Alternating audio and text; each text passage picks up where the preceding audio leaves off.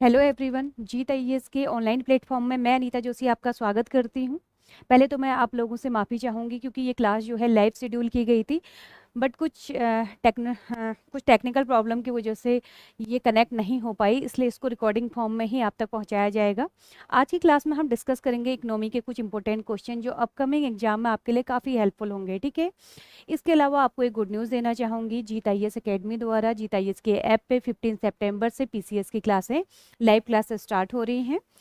तो अब आप हमारी मुलाकात शाम को 5 बजे वहीं पर होगी, ठीक है। और इसके अलावा जो है आज की जो हमारी क्लास है काफ़ी इंपॉर्टेंट क्लास है, इसमें हर क्वेश्चन का एक्सप्लेनेशन करने की कोशिश की गई है, ठीक है। तो इन क्वेश्चन को क्योंकि लाइव क्लास तो हो नहीं पाती है, आज कुछ ऐसी दिक्कत हो गई तो इसको आप ऐसे ही आप करेंगे, ठीक है। इसके लिए मैं माफ़ी चाह रही हूँ आपसे। इसके अलावा देखिए, आज की क्लास स्टार्ट करने से पहले एक मोटिवेशनल कोटेशन के साथ, जिसे मैं अपने प्यारे स्टूडेंट्स के लिए डेडिकेट कर रही हूँ, तो मोटिवेशनल कोटेशन के साथ आज की क्लास हम स्टार्ट करेंगे। सीढ़ियाँ उन्हें मुबारक हो जिन्हें छत तक जाना है, सीढ़ियाँ उन्हें मुबारक है जिन्हें छत तक जाना है।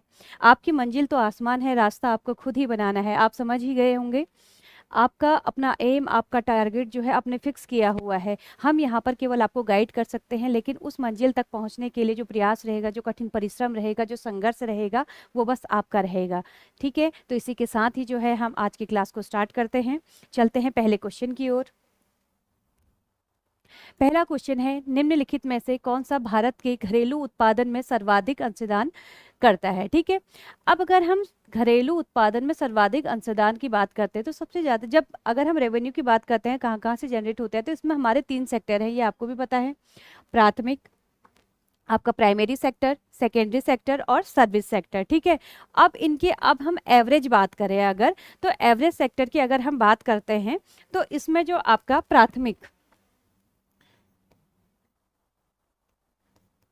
प्राथमिक क्षेत्र है, इसके एवरेज की अब मैं बात कर रही हूँ, तो एवरेज जो इसमें प्राथमिक क्षेत्र है, इसमें 16% का आपका क्या रहेगा, योगदान रहेगा, ठीक है। इसके अलावा द्वितीयक क्षेत्र की बात करें, यानी सेकेंडरी सेक्टर की बात करते हैं हम, द्वितीयक क्षेत्र, तो इसकी भागीदारी होती है आपकी लगभग 30%, ठीक है। और सर्विस सेक्टर जो है आपका सेवा क्षेत्र, सेवा क्षेत्र में ये आपका एवरेज परसेंटेज रहेगा 54%। और रिसेंट की अगर मैं बात करती हूँ तो रिसेंट में जो है आपके अभी अगर सेवाओं का जो योगदान, यानी सेवा जो है आप इसमें देख रहे होंगे, इसमें सेवा वाला जो है आपका सबसे ज़्यादा है। तो इस हिसाब से हमारा जो आप ऑप्शन होगा वो डी सही होगा, सर्विसेज, यानी जो सर्विस सेक्टर है वहाँ से हमको सबसे ज़्यादा रेवेन्यू जनरेट होगी। अभी रिसेंट की बात करती हूँ तो ये कितना है आपका 50% है, ठीक है।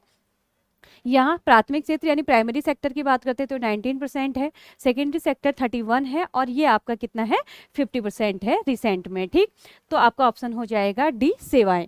निम्नलिखित में से किसने मानव विकास सूचकांक की संकल्पना को विकसित किया गया है, ठीक है। अमृत सेन, एएस कादिर, अलवो मिर्रल, महबूब उल हक। तो इसका राइट आंसर है महबूब उल हक। महबूब उल हक कौन है ये देख लेते हैं हम। 1919 में, ठीक है, 1919 में आपके पाक अर्थशास्त्री थे जिनका नाम है महबूब उल हक, ठीक है। पाकिस्तान के महबूब उल हक ने जो है आपके मानव विकास सूचकांक की संकल्पना को विकसित किया है। इनका सहयोग किसके द्वारा किया, इनका सहयोग किया गया है, भारतीय अर्थशास्त्री थे आपके कौन, अमृत सेन, जिन्होंने कल्याणकारी अर्थशास्त्र भी आपको दिया हुआ है, अमृत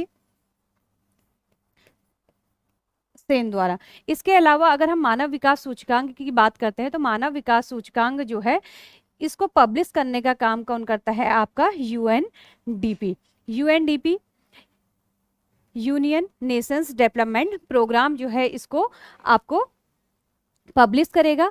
और इसकी जो अवधारणा है यूएन मानव विकास सूचकांक की, 1919 में पाकिस्तान के अर्थशास्त्री महबूब उल हक द्वारा जो है इसको दिया गया ये विचार, और इनका सहयोग भारत के अर्थशास्त्री अमृत सेन द्वारा किया गया, ठीक है।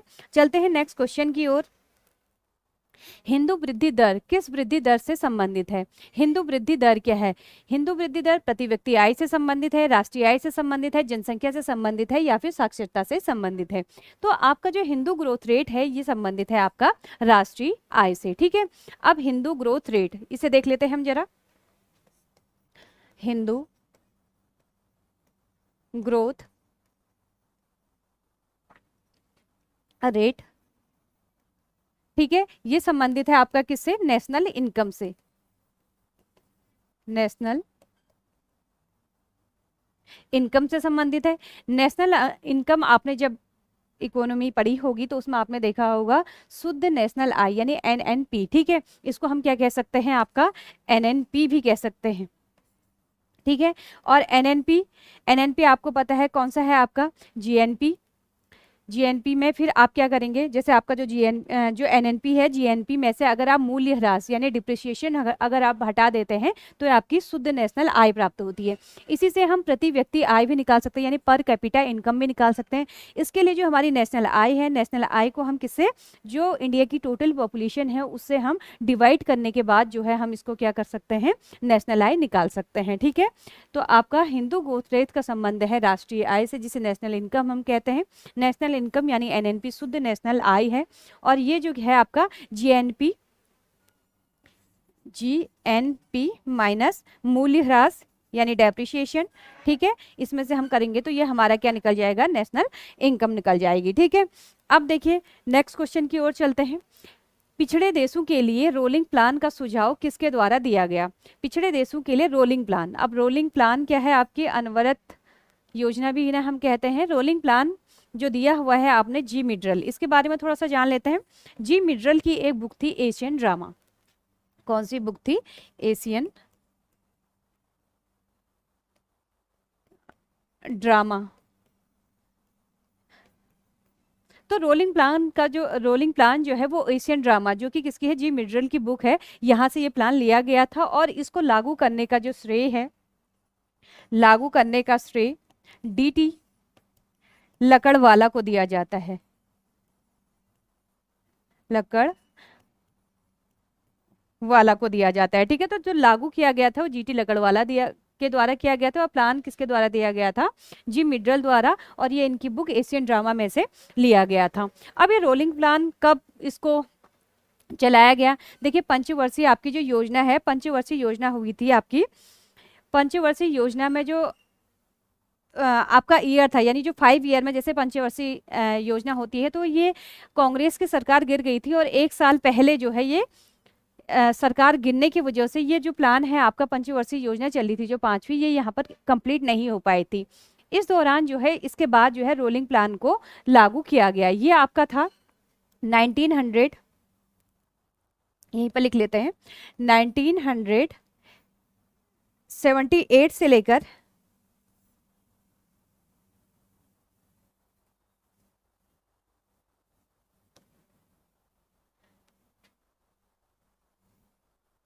यहाँ पर लिख लेते हैं 1978 से लेकर 1980 के बीच में। ये एक एक साल के 2 रोलिंग प्लान थे, एक एक साल के लिए जो है इनके उद्देश्य निर्धारित किए गए थे, ठीक है। अब इसके बाद चलते हैं नेक्स्ट क्वेश्चन की ओर। नेक्स्ट क्वेश्चन की अगर हम बात करते हैं, भारत में पंचवर्षीय योजना को स्वीकार करने का अंतिम अधिकार किसे है, योजना आयोग को है, राष्ट्रीय विकास परिषद को है, राष्ट्रीय विकास परिषद को है, संघीय मंत्रिमंडल को है, या संसद को है। तो पंचवर्षीय योजना में जो अंतिम डिसीजन लिया जाता है किसके द्वारा लिया जाता है, राष्ट्रीय विकास परिषद को, यानी आपका नेशनल डेवलपमेंट काउंसिल को, नेशनल डेवलपमेंट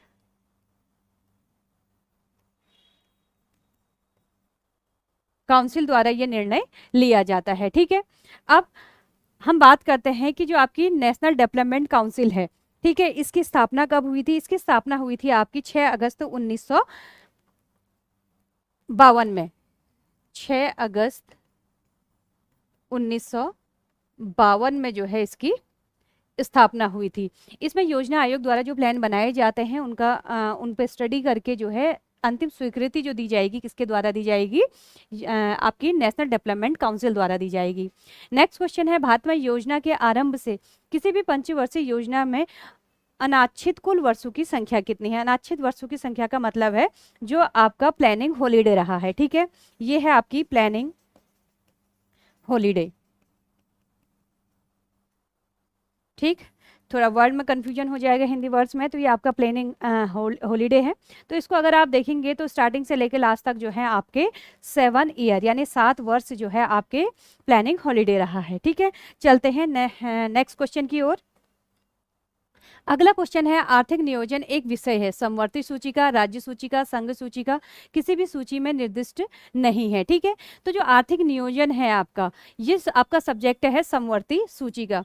राज्य सूची यानी स्टेट्स, आपका स्टेट लेवल का हो जाएगा। संघ सूची में आपका क्या आ जाएगा, सेंट्रल का। समवर्ती में राज्य और संघ दोनों के सम्मिलित विषय होंगे। अगर आप शेड्यूल की बात करते हैं तो ये आपके 7th शेड्यूल से संबंधित है। ठीक है, अब है आपका नेक्स्ट क्वेश्चन, शब्द बुल तथा बियर किस व्यापार क्षेत्र से जुड़ा है। ठीक है, अब आपका शब्द आ रहा है यहाँ पर बुल तथा बियर।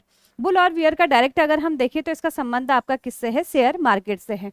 अब शेयर मार्केट से इसका संबंध है, इसे एक बार एक्सप्लेन कर लेते हैं, बुल क्या है और बियर क्या है। ठीक है, बुल क्या है, बुल देखिए जब आपके सूचकांक बढ़ रहे हो। ठीक है, जब आपके सूचकांक बढ़ रहे होंगे और मार्केट में क्या होगा, जो शेयर बेचने वाले हैं उनकी संख्या कम, लेकिन लेने वालों की संख्या जो बेचने वाले हैं उनकी संख्या क्या है, कम है, लेकिन लेने वालों की संख्या क्या है, ज्यादा है।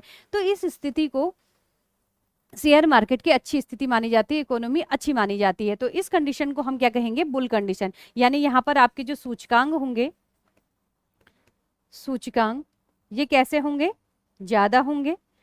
शेयर बेचने वाले कैसे होंगे, इसमें बेचने वाले कम होंगे, लेकिन खरीदने वाले कैसे होंगे,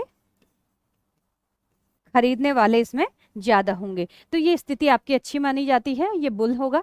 बियर इसका ठीक अपोजिट, यहाँ पर क्या है, सूचकांक आपके कम हो जाएंगे। ठीक है, सूचकांक नीचे गिरेंगे, बेचने वाले तो ज्यादा है लेकिन लेने वालों की संख्या क्या है, कम है। तो इस स्थिति को हम बियर स्थिति कहेंगे। इकोनॉमी यहाँ पर कैसी होगी, डाउन होगी। ठीक है, तो बुल और बियर का संबंध आपका किससे हो जाएगा, शेयर मार्केट से।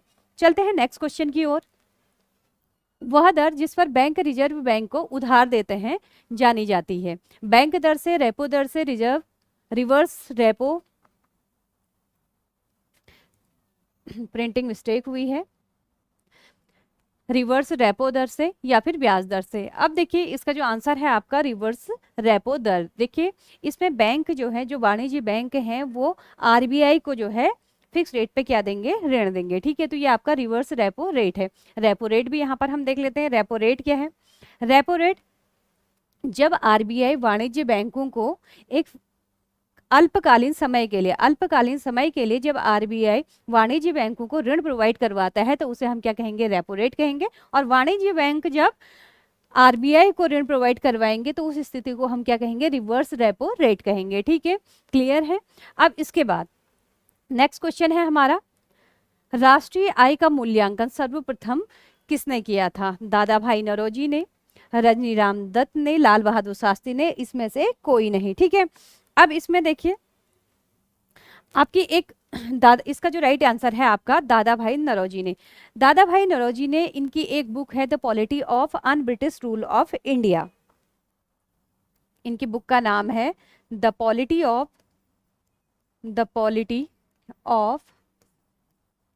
अन ब्रिटिश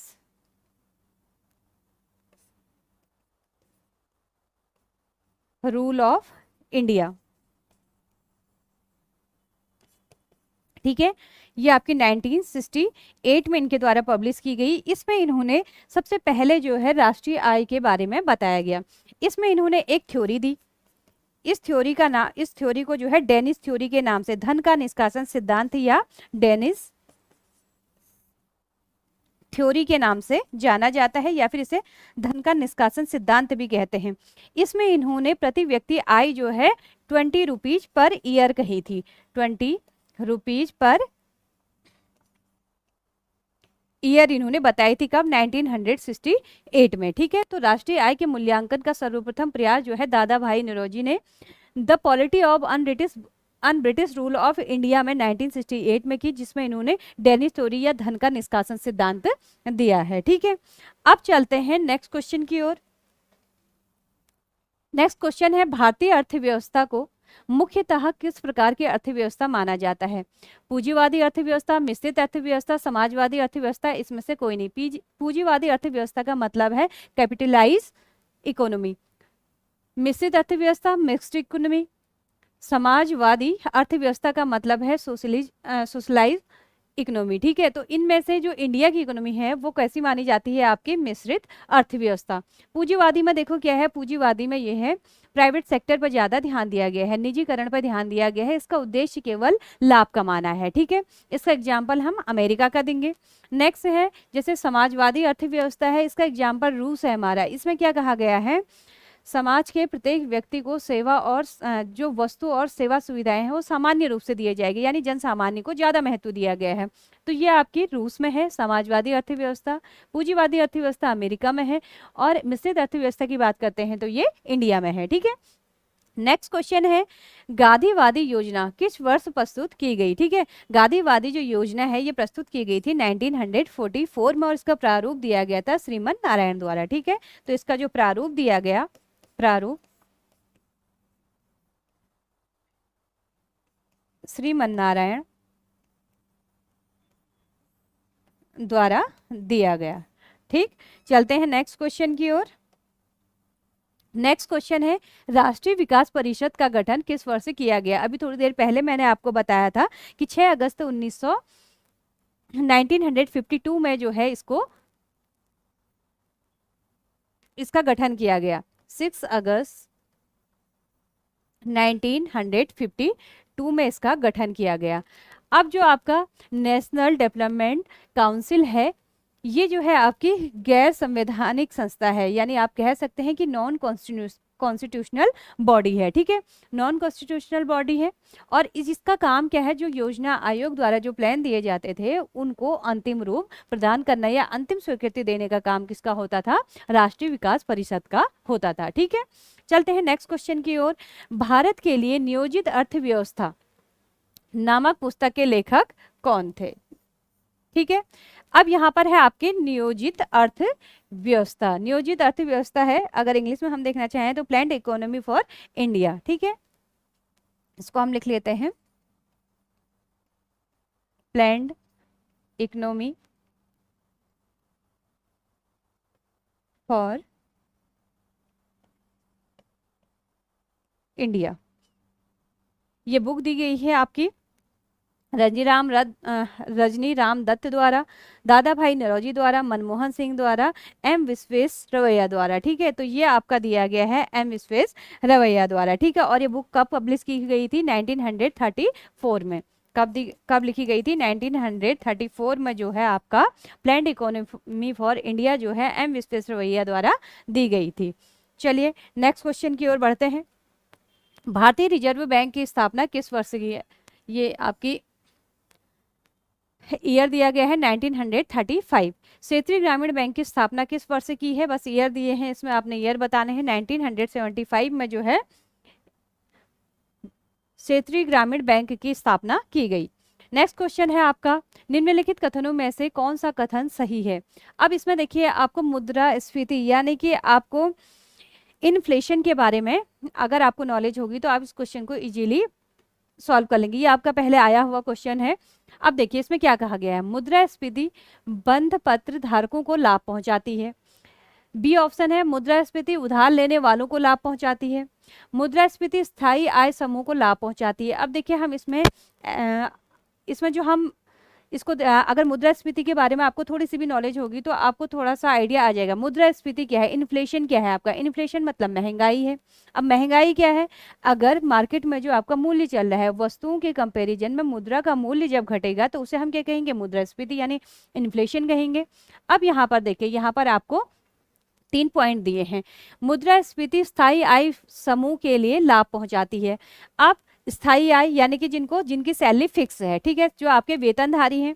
अब भाई वेतन हमारी फिक्स है, सपोज हमें 20,000 रुपीज पर मंथ मिलती है, तो सैलरी हमारी फिक्स है, लेकिन महंगाई जो है बढ़ रही है, तो क्या ये फिक्स आय वालों के लिए सही है? नहीं है सही, ठीक है, तो ये हमारा स्टेटमेंट वैसे ही गलत हो जाएगा।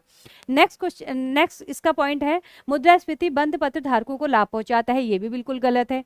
अगला है आपका मुद्रास्फीति उधार लेने वालों को लाभ पहुंचाती है, तो जो ऋण लेने वाले हैं, ऋण लेने वालों को मुद्रास्फीति में फायदा होता है। अब आप कहेंगे ऋण लेने वालों को कैसे फायदा है? देखिए, जो उधार देगा आपका, उसके क्या हो रही है, मुद्रा की कीमत घट रही है, ठीक है, तो इस वजह से जो है लाभ ले, जो आपका ऋण लेगा उसे यहाँ पर क्या होगा, फायदा होगा। तो आपका इसका राइट आंसर हो जाएगा मुद्रास्फीति उधार लेने वाले यानी ऋण लेने वालों को लाभ पहुंचाती है। नेक्स्ट क्वेश्चन है आपका, स्वेट इक्विटी शेयर निम्नलिखित में से किसे आवंटित किए जाते हैं? साधारण शेयर धारकों को, अधिमान शेयर धारकों को, दोनों को, कंपनी के कर्मचारियों को। तो इसका राइट आंसर है आपका कंपनी के कर्मचारियों को ये शेयर प्रोवाइड किए जाते हैं। नेक्स्ट क्वेश्चन है, राष्ट्रीय खाद्य सुरक्षा मिशन की शुरुआत किन वस्तुओं के उत्पादन को बढ़ाने के लिए की गई है? गेहूं, दाल, चावल या यह सभी? तो इसका आंसर है आपका सभी, सभी चीजों के प्रोडक्शन के लिए जो है इसको लागू किया गया था, ठीक है। भारत में किस प्रकार की कर प्रणाली पाई जाती है, यानी जो आपका टैक्स है ये किस तरीके से यहाँ पर लगाया जाता है? अब टैक्स के लिए देखिए, प्रगतिशील है, अधोगामी है, अनुपातिक है और प्रतिगामी है। प्रगतिशील का मतलब है प्रोग्रेसिव, प्रोग्रेसिव, ठीक। अधोगामी का मतलब क्या है आपका? अधोगामी का मतलब है डिग्रेसिव,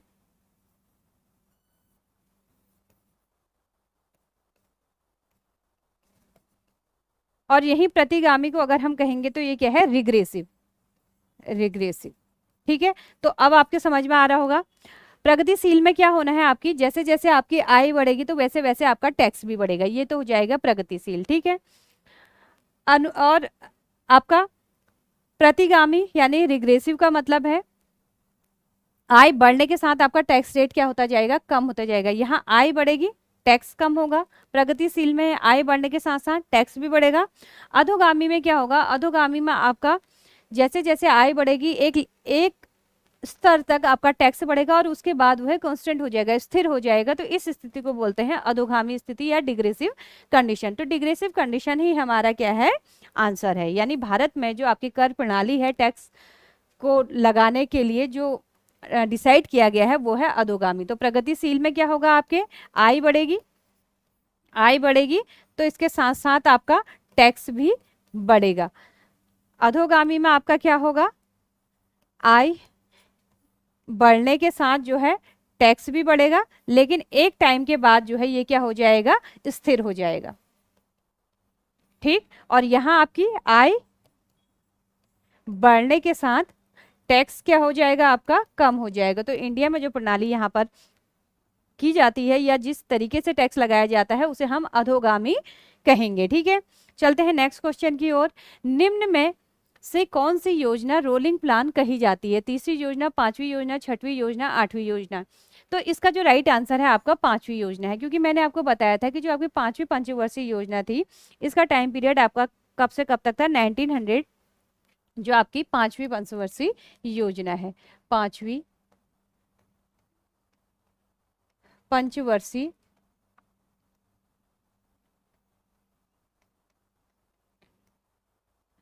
योजना का आपका जो टाइम पीरियड था वो था 1974 से लेकर 1979 तक, ठीक है, ये था। लेकिन यहाँ जो है एक वर्ष पहले ही जो है आपकी गवर्नमेंट, कांग्रेस की गवर्नमेंट गिरी, तो आपकी जो सरकार रही कांग्रेस की ये 1974 से लेकर 1978 तक रही। यानी एक वर्ष पहले ही ये क्या हो गई थी, सरकार गिर गई थी। फिर यहाँ पर दूसरी सरकार आई, तो इस दौरान जो है जो आपकी पंचवर्षीय योजना चल रही थी उसको, उसके स्थान पर जो है अब यहाँ पर दो अनवरत प्लान आएंगे यानी रोलिंग प्लान आएंगे। तो यहाँ पर जो है मैंने कहीं बहुत सारी जगहों पे देखा है कि इसमें इस क्वेश्चन के आंसर में छठी योजना लिखा हुआ है, छठी नहीं है। छठी क्योंकि आपका आपका सीधे सीधे आपका 80 से लेकर 85 तक है, तो इसके बीच में तो ये कोई डिस्टर्ब नहीं हुई। लेकिन डिस्टर्ब कौन सी वाली हुई है, आपकी 5वीं पंचवर्षीय योजना हुई है, क्योंकि 1 साल पहले डिजोल्व हो गई थी, ठीक है। तो इसलिए जो है इसका राइट आंसर होगा 5वीं योजना। अब नेक्स्ट क्वेश्चन है, निम्न में से कौन सा कथन सही है? NNP equal to GNP minus घिसावट व्यय, यानी ये डेप्रिसिएशन है आपका। घिसावट मूल्य का मतलब है डेप्रिसिएशन, ठीक है।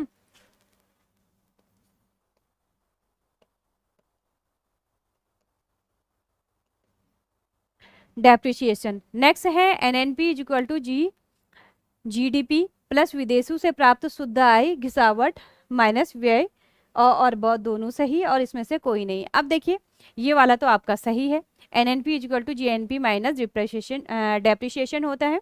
और यहाँ पर ये तब सही होता है, यहाँ पर जीडीपी प्लस विदेशों से प्राप्त शुद्ध आय, इसमें फिर क्या होता है, अगर हमारा प्लस विदेशों से प्राप्त शुद्ध आय माइनस विदेशियों को दी जा रही आय, ठीक है, जो विदेशियों को यहाँ से सैलरी मिल रही है उसको हम माइनस करेंगे, माइनस घिसावट यानी डेप्रिसिएशन, फिर माइनस करेंगे, तब जाके हमारा बी ऑप्शन सही होता है। तो ये हमारा गलत हो जाएगा, ये गलत हो जाएगा। तो राइट आंसर क्या है? NNP equal to GNP minus depreciation, ठीक है।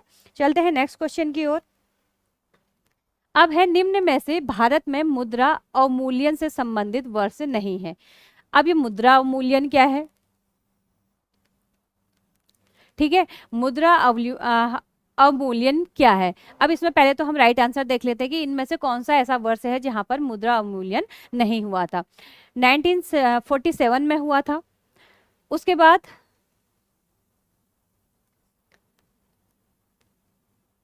1991 में भी हुआ था, यहाँ पर आपके ऑप्शन ही गलत दिए हुए हैं। 1966 में भी आपका मुद्रा अवमूल्यन हुआ था, और अगर आपका रॉन्ग आंसर होगा तो ये होगा इसमें 1992, ठीक है। तो आपका 1947 में मुद्रा अवमूल्यन किया गया था, 1991 में मुद्रा अवमूल्यन किया था, 1966 में आपका मुद्रा अवमूल्यन किया गया था। अब मुद्रा अवमूल्यन क्या है?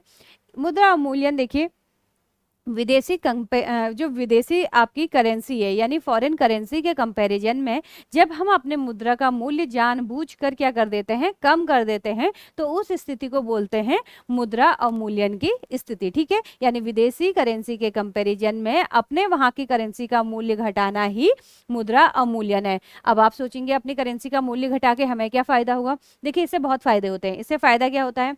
एक ऐसी कंडीशन में इसका जो प्रभाव है, इफेक्ट है इसका, इसमें हमारे निर्यात यानी एक्सपोर्ट बढ़ते हैं। इस कंडीशन में इसके जो प्रभाव है, इफेक्ट, सबसे पहले हमारा एक्सपोर्ट बढ़ेगा, एक्सपोर्ट बढ़ता है, इंपोर्ट कम होगा, लेकिन महंगाई बढ़ती है, ठीक है। तो ये तीन कंडीशन आप यहाँ पर ध्यान में रखेंगे कि जब मुद्रा का अवमूल्यन किया जाएगा यानी फॉरेन करेंसी के कंपैरिजन में हम अपनी करेंसी का रेट घटाएंगे, तो उस स्थिति में हमारे एक्सपोर्ट बढ़ेंगे, इंपोर्ट कम होंगे और महंगाई भी बढ़ेगी। चलते हैं नेक्स्ट क्वेश्चन की ओर, और ये अब तक जो है 3 बार हो चुका है, ठीक है। सरकार द्वारा न्यूनतम सार्थक मूल्य यानी कि मिनिमम सप्लाई कॉस्ट जो है वर्ष में कितनी बार तय किया जाता है, ठीक है। ये आपका मिनिमम सपोर्ट प्राइस है, ठीक है। न्यूनतम सार्थक मूल्य मिनिमम सपोर्ट प्राइस है, ये कितनी बार तय किया जाता है? 1 बार, 3 बार, 2 बार, 4 बार। तो इसका राइट आंसर है आपका ये वर्ष में 2 बार। ये 2 बार कब कब होगा? एक रबी की फसल के टाइम पे, और दूसरा होगा खरीफ की फसल के टाइम पे। 2 बार जो है इसको डिसाइड किया जाएगा। अभी जो है 23 फसलों का जो है यहाँ पर मूल्य निर्धारण किया गया है। इसके अलावा अब ये मिनिमम सपोर्ट प्राइस, इसको लागू करने की जरूरत क्यों पड़ी, ठीक है। देखिए ये आपका मिनिमम सपोर्ट प्राइस जो है किसानों के हित में है। क्यों है? अगर सपोज ऐसी स्थिति बनती है कि मार्केट रेट बहुत ही कम हो जाता है, किसानों का जितना उनके प्रोडक्शन में जितना पैसा लगा था उतना पैसा भी उनको वापस नहीं मिल रहा है, तो ऐसी कंडीशन में किसानों के हित के लिए गवर्नमेंट जो है मिनिमम सपोर्ट प्राइस डिसाइड करती है, और जो पूरा का पूरा अनाज होता है किसानों को हानि ना पहुंचे, उनको नुकसान ना हो, इस एवज में जो है किसानों से सारा अनाज खरीद लिया जाता है। ठीक है, तो इसीलिए जो है हमारे मिनिमम न्यूनतम सार्थक मूल्य जो है वर्ष में 2 बार डिसाइड किया जाता है। चलते हैं नेक्स्ट क्वेश्चन की ओर। मुद्रास्फीति की गणना किस आधार पर की जाती है? थोक मूल्य सूचकांक के आधार पर, उपभोक्ता मूल्य सूचकांक के आधार पर, ए और बी कोई नहीं। अब देखिए, इसमें पहले जो आपका मुद्रास्फीति है यानी इन्फ्लेशन है, इसकी जो गणना की जाती थी पहले केवल आपके थोक मूल्य सूचकांक यानी होलसेल प्राइस पर आपकी की जाती थी, लेकिन अब जो है इसमें दोनों ही चीजें आपकी आएंगी। इसमें आपकी थोक मूल्य सूचकांक और उपभोक्ता मूल्य सूचकांक ये दोनों आएंगे। और एक बात आप ध्यान में रखेंगे, जो थोक मूल्य सूचकांक है इसमें आपकी वस्तुएं तो आती हैं लेकिन सेवाएं नहीं आती हैं। ठीक है, मैं भी आपसे ये भी क्वेश्चन पूछ लें कि थोक मूल्य सूचकांक से संबंधित हैं वस्तुएं सेवाएं दोनों, इनमें से कोई नहीं, तो थोक मूल्य सूचकांक में सेवाएं आपकी नहीं आती हैं, तो इसका आपका आंसर हो जाएगा ए और बी। यानी कि अब जो है थोक मूल्य सूचकांक और उपभोक्ता मूल्य सूचकांक के आधार पर, दोनों के आधार पर जो है आपकी इन्फ्लेशन की गणना की जाती है। चलते हैं नेक्स्ट क्वेश्चन की ओर।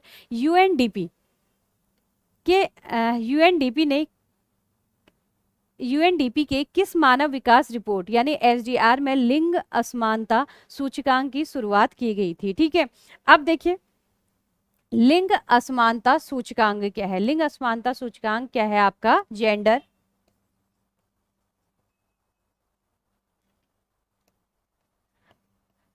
Inequality index. ठीक है, अब समझ में आ रहा होगा, जेंडर अनइक्वालिटी इंडेक्स ये है। तो यूएनडीपी ने, अभी यूएनडीपी के बारे में आपको बताया मैंने, ये क्या है? यूनियन नेशंस डेवलपमेंट प्रोग्राम है। ठीक है, और ये क्या करता है? आपके एसडीआर को प्रकाशित करता है। अब इसने जो है लिंग असमानता सूचकांक यानी जेंडर इनइक्वालिटी इंडेक्स की शुरुआत कब की? तो ये शुरुआत की थी आपकी एसडीआर 2010 से। ठीक है, अब देखिए, अभी जेंडर इक्वलिटी अनइक्वालिटी इंडेक्स क्या है? इसका जो आधार होता है, बेस है इसका आधार है महिला सशक्तिकरण यानी वुमेन एम्पावरमेंट, महिला सशक्तिकरण,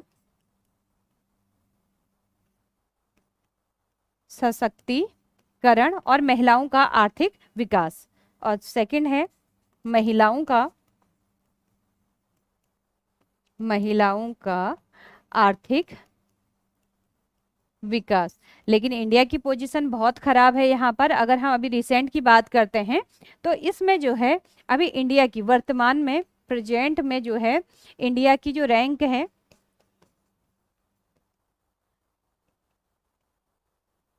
इंडिया की रैंक 135 है। बहुत ही बुरी कंडीशन है इंडिया की। और पहले स्थान की अगर हम बात करते हैं तो इसमें पहला स्थान है आपका आइसलैंड का। आइसलैंड जो है इसमें फर्स्ट प्लेस पे है। ठीक है, तो ये चीज आप ध्यान में रखेंगे। नेक्स्ट क्वेश्चन, यूएनडीपी की मानव विकास रिपोर्ट 2020 में भारत का मानव विकास सूचकांक एसडीआर रैंक क्या है? ये क्वेश्चन अभी हाल ही में आया हुआ था। तो इंडिया की जो रैंक है 131 है। ठीक है, इसमें पहला जो आपकी पहली पोजीशन है नॉर्वे की है, सेकंड पोजीशन आपकी आयरलैंड की और तीसरी स्विट्जरलैंड की। ठीक है, नॉर्वे जो है फर्स्ट प्लेस पे है, आइसलैंड सेकंड पोजीशन में, और स्विट्जरलैंड जो है आपका ये है थर्ड पोजीशन में, फर्स्ट सेकंड एंड थर्ड में। और इंडिया की प्लेस कितनी है? 131। अब जो मानव विकास सूचकांक है इसका आधार क्या है? ठीक है, इसका आधार क्या है ये आधार भी देख लेते हैं हम। ये किस बेस पे किया जाता है? एक तो जीवन प्रत्याशा, अब ये जीवन प्रत्याशा क्या है अभी देखते हैं इसे। शिक्षा और प्रति व्यक्ति आय, प्रति व्यक्ति आय, ठीक है। जीवन प्रत्याशा का मतलब है हेल्थ से, हेल्थ ऑफ ऑल पीपल्स, ठीक है। ये है आपके हेल्थ, ये है एडुकेशन, और ये है आपका पर कैपिटा इनकम, ठीक है। ये तीन चीजें आपकी हो जाएंगी इसमें। तो इस आधार पर जो है एसडीआर की गणना की जाती है, ठीक है। ये सारी चीजें हो गई। अब देखिए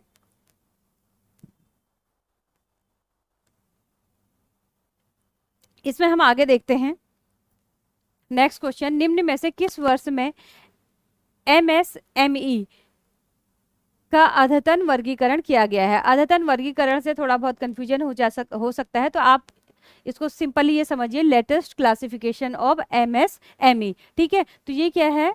इन which year the latest classification of MSME, ठीक है। तो लेटेस्ट आपको क्लासिफिकेशन बताना है कि किस वर्ष किया गया है। तो इसका राइट आंसर है आपका 2020 में।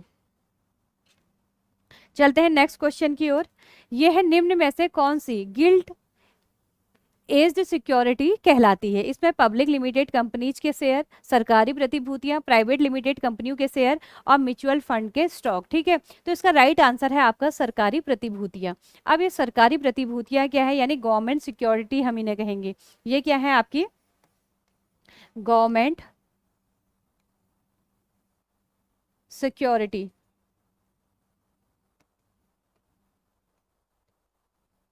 गवर्नमेंट सिक्योरिटी है। अभी गवर्नमेंट सिक्योरिटी क्या होती है? देखिए, जब सरकार को मार्केट से पैसा निकालना होता है तो ठीक है, ये क्या है? बाजार से ऋण लेने के लिए सरकार द्वारा निकाले गए उपकरण है, ठीक है। सरकार द्वारा जारी किए गए उपकरण है या सरकार द्वारा जारी किए गए टूल हैं जिससे मार्केट से पैसा जो है गवर्नमेंट लेता है। तो ये क्या है आपका गवर्नमेंट सिक्योरिटी? क्या है? सरकार द्वारा जनता से ऋण लेने के लिए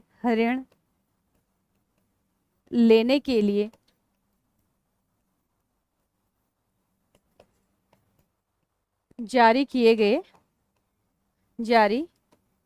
किए जाने वाले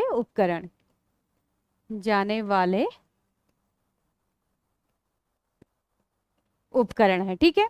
अब चलते हैं नेक्स्ट क्वेश्चन की ओर। बहुपक्षी विनियोग गारंटी अभिकरण MIGA संबंधित है विश्व बैंक समूह से, अंतर्राष्ट्रीय मुद्रा कोष से, अंतर्राष्ट्रीय वित्त निगम से, अंतर्राष्ट्रीय विकास संघ से। देखिए, ये आपका हिस्सा है विश्व बैंक समूह से। विश्व बैंक समूह में MIGA के अतिरिक्त आपका international bank of reconstruction and development है, ठीक है। IFC है, इसके अलावा IDA है और ICSID है, ठीक है। तो ये सारे आपके यानी आपके जो विश्व बैंक समूह है इसमें आपके एक MIGA तो है ही, इसके साथ साथ आपका ABRD, IFC, IDA, ICSID जो भी है, इन सब का समूह क्या है? आपका वर्ल्ड बैंक है। अब वर्ल्ड बैंक की स्थापना कब हुई? वर्ल्ड बैंक की स्थापना कब हुई? देखिए, लाइव क्लास नहीं है तो बहुत बोरिंग सा भी लग रहा है पढ़ाने में, क्योंकि अभी जो है आधे क्वेश्चन के आंसर आप देते हो और आधे मैं करती हूँ। तो इसमें ये हो रहा है कि बस वन साइडेड बोलते जाओ, ठीक है। तो 4 जुलाई 1944 में जो है वर्ल्ड बैंक की स्थापना हुई थी। कब हुई थी? 4 जुलाई 1944 में आपके वर्ल्ड बैंक की स्थापना की गई थी, ठीक है। अब जब वर्ल्ड बैंक की आपकी स्थापना यहाँ पर हो गई है, अभी हम जैसे अगर लाइव क्लास चल रही होती तो इसमें बहुत सारे क्वेश्चन आपके भी आते और उनके आंसर एक्सप्लेनेशन होता, तो जरा क्लास इफेक्टिव हो जाती है, बोरिंग नहीं होती है। तो ये क्लास बस वन साइडेड हो रही है, मैं बोल रही हूँ और आप लोग सुन रहे हैं, ठीक है। चलते हैं, चलिए नेक्स्ट क्वेश्चन की ओर। वस्तु एवं सेवा कर द्वारा निम्न में से किस कर को समाप्त, यहाँ पर गलत लिखा गया है, समाप्त किया गया है? संपत्ति कर को, कॉर्पोरेशन कर को, मूल्य संवर्धित कर को और आय कर को। वस्तु एवं सेवा कर क्या है? ये क्या है आपका वस्तु एवं सेवा कर? आपका जीएसटी है, ठीक है, गुड्स एंड सर्विस, ठीक है, ये आपका जीएसटी है। तो जीएसटी द्वारा जो है कौन से टैक्स को समाप्त किया गया है, तो ये मूल्य संवर्धित कर यानी कि आपका वैट है, वैल्यू एडेड टैक्स जो है इसको समाप्त किया गया है। नेक्स्ट क्वेश्चन है, विश्व व्यापार संगठन की निम्न सभी कारणों से कभी कभी आलोचना की जाती है सिवाय इसके की। इसमें स्टेटमेंट दिए गए हैं और आपको राइट स्टेटमेंट आपको इसमें बताना है। इसके पास सदस्य देशों के बीच व्यापार विवादों को निपटाने हेतु कोई तीसरा तरीका नहीं। यह बहुराष्ट्रीय निगमों की कठपुतली है। यह सदस्य देशों की संप्रभुता को कम करता है। नेक्स्ट है, यह उत्पादों की गुणवत्ता के ऊपर स्वतंत्र व्यापार का समर्थन करता है। और यही इसका क्या है, राइट आंसर है। चलिए चलते हैं नेक्स्ट क्वेश्चन की ओर।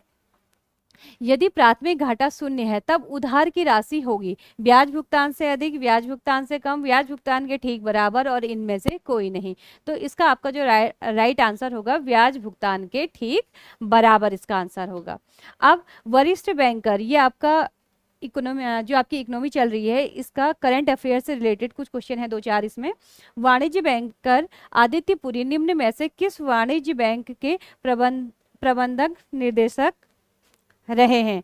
तो Axis bank, HDFC bank, ICIC bank और बंधन बैंक। तो इसका आंसर है आपका एचडीएफसी बैंक। और एचडीएफसी बैंक की स्थापना हुई थी आपकी 1994 में। कहाँ हुई थी? मुंबई में।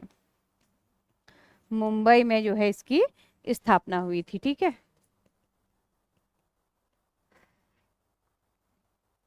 नेक्स्ट क्वेश्चन की ओर बढ़ते हैं। नेक्स्ट क्वेश्चन है, वर्ल्ड इन्वेस्टमेंट रिपोर्ट निम्न में से किसकी वार्षिक रिपोर्ट है? ये भी करंट का क्वेश्चन है। विश्व बैंक की, विश्व व्यापार संगठन की, विश्व आर्थिक मंच की या अंकटाड की? तो जो आपका वर्ल्ड इन्वेस्टमेंट रिपोर्ट है ये किसकी है? आपकी अंकटाड के द्वारा ये रिपोर्ट जारी की जाती है। अब अंकटाड क्या है? अंकटाड जो है इसमें 195 सदस्य हैं। आपके कितने सदस्य हैं? 195 सदस्य हैं। और इसकी जो हेडक्वार्टर है वो जिनेवा में है। और इसके अलावा जो है ये क्या करती है? व्यापार, निवेश, विकास आदि जो देशों की जो क्षमताएं हैं उन पर विकास करते हैं, यानी कि निवेश को बढ़ावा देगी, ठीक है। निवेश को बढ़ावा देने के लिए, व्यापार को बढ़ावा देने के लिए इसमें जो है हेल्प करती है। कौन? अंकटाड। और इसमें कितने मेंबर हैं आपके? 195 इसमें सदस्य हैं और इसका हेडक्वार्टर जिनेवा में है, ठीक है। चलते हैं नेक्स्ट क्वेश्चन की ओर। निम्न में से किस स्थान पर करेंसी नोट प्रिंटिंग प्रेस नहीं है? तो इसका आपका राइट आंसर है मोहाली, क्योंकि आपका सालबोनी, देवास और नासिक में तो है और मोहाली में आपका ये नहीं है, ठीक है। नेक्स्ट क्वेश्चन, विश्व बैंक के जून 2022 के एक पूर्वानुमान में भारत में 2022-23 में जीडीपी में वृद्धि कितने प्रतिशत रहने का अनुमान व्यक्त किया गया है? 5.5%, 6.5%, 7.5%, 8.5%। तो इसका जो राइट आंसर है, ये अनुमान लगाया गया है 7.5% जो है यहाँ पर जीडीपी देखी जाएगी। अब विश्व व्यापार संगठन WTO का 12वां मंत्री स्तरीय सम्मेलन जून 2022 में कहाँ पर हुआ था? ठीक है, तो कहाँ पर हुआ था? जिनेवा में हुआ था। जिनेवा ही इसकी क्या है? इसका हेडक्वार्टर है। अब WTO जब हम बात कर रहे हैं वर्ल्ड ट्रेड ऑर्गेनाइजेशन की, तो इसकी स्थापना कब हुई थी? 1 जून 1995 में। कब हुई थी? 1 जून 1995 में जो है इसकी स्थापना हुई थी। इसका हेडक्वार्टर कहाँ पर है? जिनेवा में ही स्थापना, ठीक है। 1 जून 1995 में इसकी स्थापना हुई। इसका हेडक्वार्टर जिनेवा में है। अब जो आपका वर्ल्ड ट्रेड ऑर्गेनाइजेशन है इसमें मेंबर कितने हैं? इसमें मेंबर की अगर मैं बात करूं तो इसमें जो कुल सदस्य हैं ये कितने हैं? 164 इसमें सदस्य हैं। अब इसका उद्देश्य क्या है? वर्ल्ड ट्रेड सेंटर का उद्देश्य क्या है? इसका उद्देश्य है जीवन स्तर में, यानी इसका ऑब्जेक्ट लिख लेते हैं हम, जीवन स्तर में वृद्धि करना, पर्यावरण संरक्षण,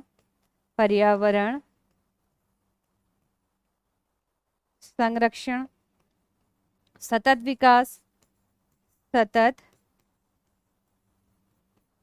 विकास,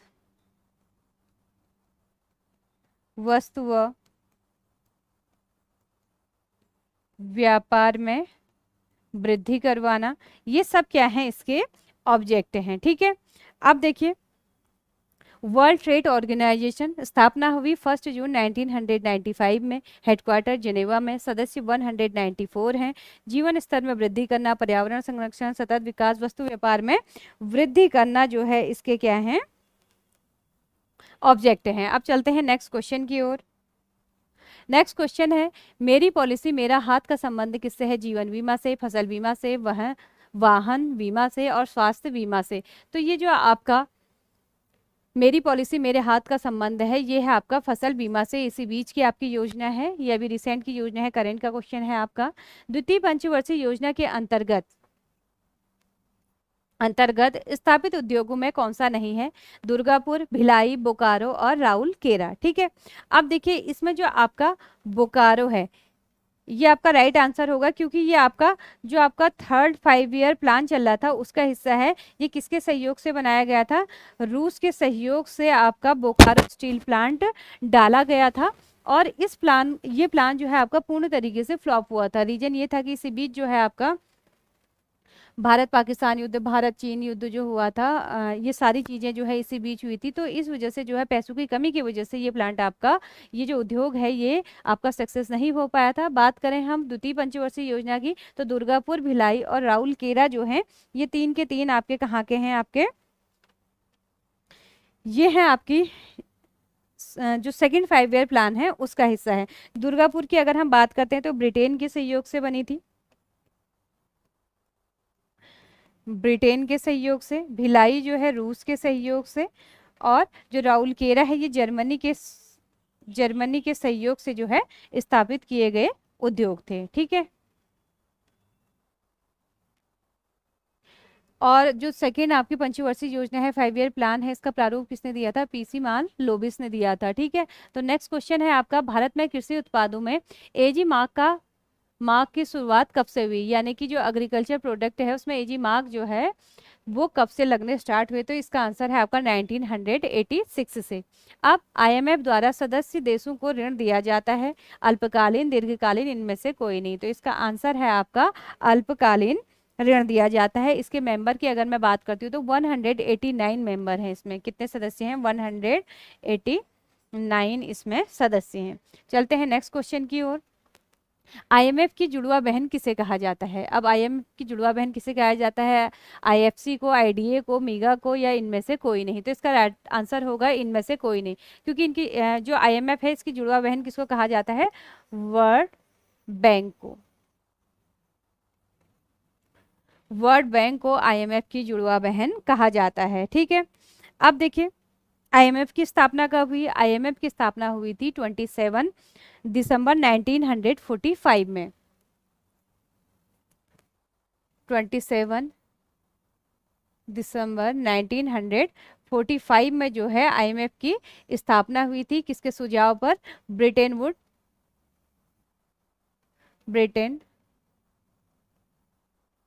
वुड सम्मेलन के सुझाव पर जो है इसकी स्थापना की गई थी। अब देखिए इसका मुख्यालय कहाँ है? इसका मुख्यालय है वॉशिंगटन डीसी में, और इसकी प्रबंध निर्देशक अभी कौन है? क्रिस्टलिना है। और इसमें अभी सदस्य देशों की अगर मैं संख्या कहूँ तो कितनी है? इसमें सदस्य देशों की संख्या है आपकी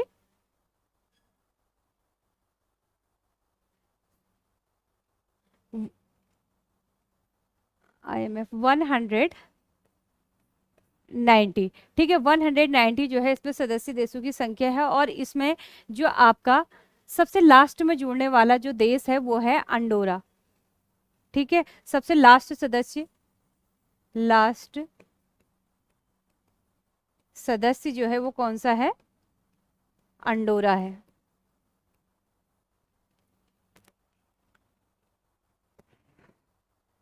तो इस तरीके से हम देख रहे हैं कि जो आपका आईएमएफ है इसकी जुड़वा बहन कौन है? वर्ल्ड बैंक है। और अगर आईएमएफ की स्थापना की बात करते हैं तो कब इसकी स्थापना हुई थी? 27 दिसंबर 1945 में इसकी स्थापना हुई थी।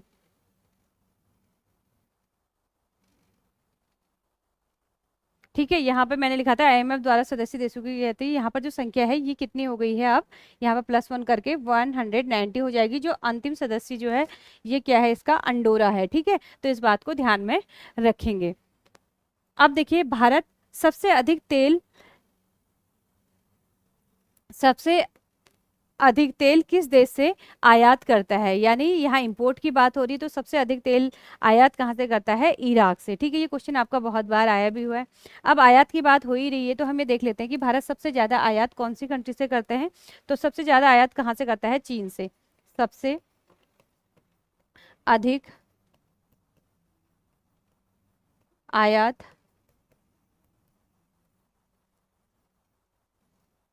चीन से करते हैं। ठीक है, और चीन के बाद अगर हम बात करें सेकंड नंबर पे, तो इराक से, सऊदी अरब से, और उसके बाद जो है स्विट्जरलैंड से। ठीक है, पहले नंबर पे चीन है, दूसरे नंबर पे आपका इराक है, इराक, और तीसरे नंबर पर सऊदी अरब, सऊदी अरब, और चौथे नंबर पे है आपका स्विट्जरलैंड। ठीक है, तो ये और भी कंट्री हैं, लेकिन स्टार्टिंग के 4 जो हैं आपके, चीन, इराक, सऊदी अरब और स्विट्जरलैंड। और इन सभी देशों से इंडिया का जो ट्रेड होता है वो हमेशा कैसा होता है, निगेटिव होता है। ठीक है, यानी नकारात्मक होता है। नकारात्मक का मतलब आप समझ रहे होंगे।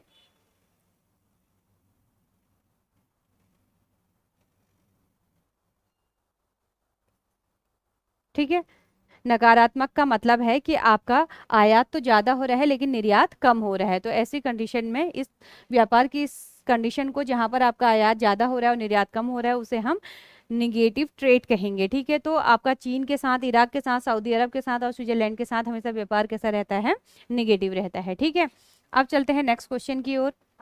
नेक्स्ट क्वेश्चन है, हरित क्रांति के दौरान भारत में चावल का उत्पादन कैसा रहा, आंशिक बढ़ा, आंशिक घटा, अपरिवर्तित रहा, तेजी से बढ़ा। हरित क्रांति कब हुई थी आपकी, 1966 में। ये आपके भारत में जो हरित क्रांति है, ये MS स्वामीनाथन को इसका श्रेय दिया जाता है। पंतनगर में जो है इन्होंने हरित क्रांति की शुरुआत की थी। इसमें गेहूं का उत्पादन तो बहुत बड़ा था, इसमें गेहूं का उत्पादन बहुत अधिक बड़ा था, लेकिन चावल जो है आंशिक रूप से बढ़ा। ठीक है, यानी बहुत कम अमाउंट आप कह सकते हैं, गेहूं के कंपैरिजन में चावल का उत्पादन कैसा था, कम था। ठीक है, और 1961 में जो है पूरे विश्व में जो है हरित क्रांति का श्रेय किसको जाता है, नॉर्मन बोरलॉग को जाता है। ठीक, नेक्स्ट क्वेश्चन है, राष्ट्रीय कृषि एवं ग्रामीण विकास की स्थापना किस समिति की सिफारिश के आधार पर की गई है, लोक लेखा समिति के, शिवरमन समिति के, नरसिम्हा राव समिति के, और इसमें से कोई नहीं। राष्ट्रीय कृषि एवं ग्रामीण विकास संस्थान। ठीक है, ये कहने में थोड़ा उटपटांग, अगर आप नाबार्ड कहेंगे तो आपको एकदम समझ में आ जाएगा, नाबार्ड। ठीक है, नाबार्ड की स्थापना की बात करें तो नाबार्ड की स्थापना कब हुई थी, 12 जुलाई 1982 में जो है नाबार्ड की स्थापना शिवरमन समिति की सिफारिश पर हुई थी। इस समय आपका छठा पंचवर्षीय जो प्लान चल रहा था, कौन सा था, छठा था। ठीक है, चलते हैं नेक्स्ट क्वेश्चन की ओर। वर्तमान में भारत में कृषि से आय पर कर किसके द्वारा इकट्ठा किया जाता है, केंद्र सरकार द्वारा, राज्य सरकार द्वारा, प्रत्यक्ष कर, और पंचायत द्वारा। तो किसके द्वारा, राज्य सरकार के द्वारा जो है कृषि कर इकट्ठा किया जाता है। ठीक है, अब ग्रीन बॉक्स एवं ब्लू बॉक्स का संबंध किससे है, ग्रीन बॉक्स किसे कहते हैं और ब्लू बॉक्स किसे कहते हैं। चलिए पहले तो ऑप्शन लगा लेते हैं। ग्रीन बॉक्स और ब्लू बॉक्स का संबंध कृषि सब्सिडी से है। अब ये सब्सिडी है क्या, ग्रीन बॉक्स सब्सिडी क्या है, इसमें पर्यावरण सुरक्षा, कीटनाशक और खाद्य सहायता के लिए, शोध आदि के लिए सब्सिडी दी जाती है। किस किस के लिए यहाँ पर दी जाती है, पर्यावरण सुरक्षा, और दूसरा कीटाणुनाशक,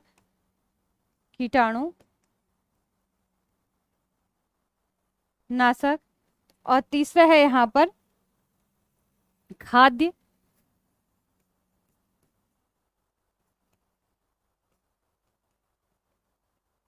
पर शोध आदि के लिए क्या दिया जाता है, यहाँ पर संरक्षण दिया जाता है। ये आपका क्या है, ग्रीन बॉक्स सब्सिडी है, ठीक है। अब ब्लू बॉक्स सब्सिडी क्या है, ब्लू बॉक्स सब्सिडी को हम दो तरीके से देखते हैं। अगर अंबर बॉक्स सब्सिडी जो है, अंबर बॉक्स सब्सिडी को शर्तों के साथ अगर हम लागू करेंगे तो उसे हम क्या कहेंगे, ब्लू बॉक्स सब्सिडी कहेंगे। अब अंबर बॉक्स सब्सिडी क्या है, तो चलिए इसी को ही देख लेते हैं एक्सप्लेन करके। ब्लू बॉक्स सब्सिडी क्या है, जो आपके कृषि उत्पादों के व्यापार में जो विकृति है, कृषि उत्पादों के व्यापार में विकृति को कम करने के उद्देश्य से, विकृति को कम करने की शर्तों पर दिया जाने वाला कर, दिया